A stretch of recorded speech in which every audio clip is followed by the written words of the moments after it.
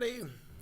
This is your favorite history podcast, the Sharpe History Podcast. I don't even know if this is technically a podcast, but I like to say it anyways because it sounds all cool and fancy. But anyways, so today, I'd like to give you some answers. That's the kind of guy I am, you know. I like to do your guys' work for you.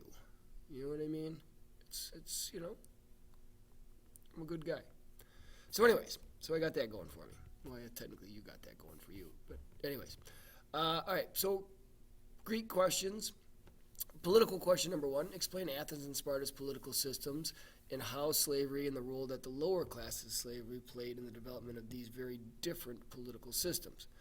So as you can see, Athens was a democracy, and they believed in education, personal rights, laws, and a civil society much like our society today.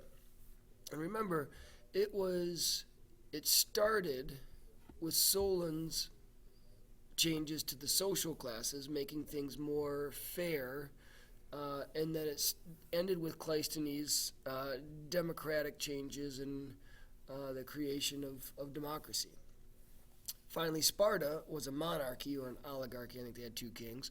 But as a society, they believed in collective responsibility, that personal freedoms and individual rights were not important, so that the collective responsibility of everybody outweighed the individual, limited freedoms, mandated military service to ensure the safety and well-being of society.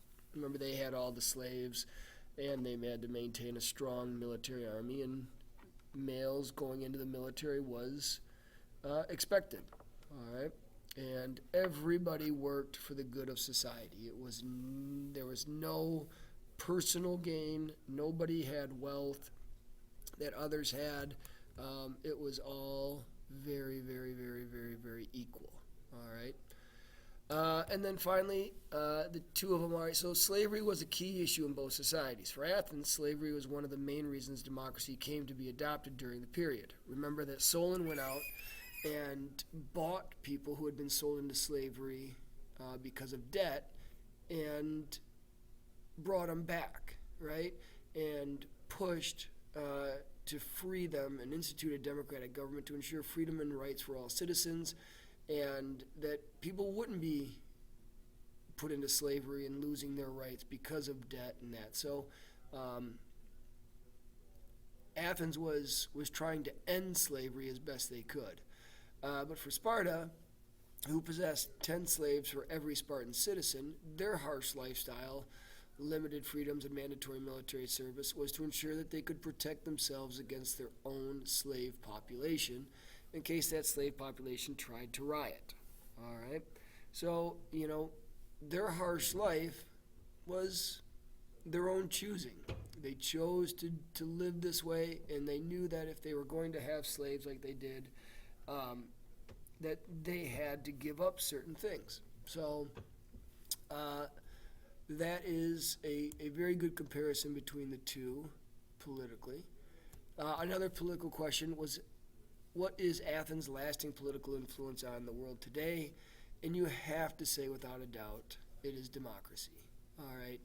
Voting, legislative councils, trials by jury, law codes, equal representation for all social classes in government and before the law. That is their legacy. That Athens is us. We are exactly what Athens was.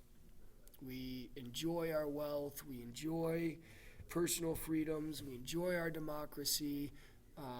Questioning the government. All of that was all part of Athens and where we get it. All right. The economic question, number 3. Explain Athens and Sparta's very different economic systems. And so for them, Athens' economic system was much like ours today, capitalism, that people could own their own businesses or people could receive payment for their labor. They were free to choose what they wanted to do economically. They could go where they wanted to go to start a business, and everything was pretty much like us, right? If you could succeed, more power to you. Sparta, on the other hand, was much different. They were not allowed to choose their occupations. Boys and men at a very early age were sent off to military training, received little education, and there was not a whole lot of need for luxury items or anything because Spartans just weren't allowed to have it. So Spartans held very little personal wealth, and much of what they produced was shared amongst all Spartan citizens. They did not like to go out, trade with other countries. They liked to be by themselves. And the downfall of the Spartans is the fact that they let the rest of the world come in, and we'll see that later. Finally, number 4, the social question. Explain how the political and social systems in Athens helped to protect the poorer classes of people. So the political system in Athens did much to protect the citizens, especially the poor. They paid for government positions so that if you were poor, you couldn't go work as a government official. You couldn't run for legislative council or whatever if you didn't have a lot of money unless it was paid. And so they paid all those positions. Legislative bodies that were made up of just the poorer classes so that they could pass laws to protect the lower class. Trial by juries ensured fair treatment in front of the law. And it was something that during the height of Athenian democracy, people would go down into Athens and they would get paid to listen to trials, and then they would vote. Some juries were as large as 500 people.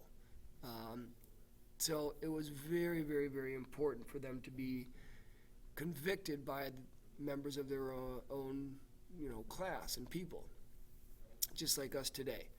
All citizens, which means only male, unfortunately, could vote. So it was a limited democracy. And then also ensure that voting districts would be set up fairly, politically and economically. So, like I showed you in that Cleisthenes redistricting of Athens, that's how it was. Now, the social system in Athens challenged much of what was the norm during this period to help out the lower classes because they abolished slavery as a result of debt. They eliminated the idea that social classes were a result of birth and changed it to being based on wealth. And then finally, they eliminated the practice of hectomore, that 1/6 sharecropping, to ensure workers a fair deal and that they would not go into debt and be forced into slavery. With that being said, be good. I'll talk to you later.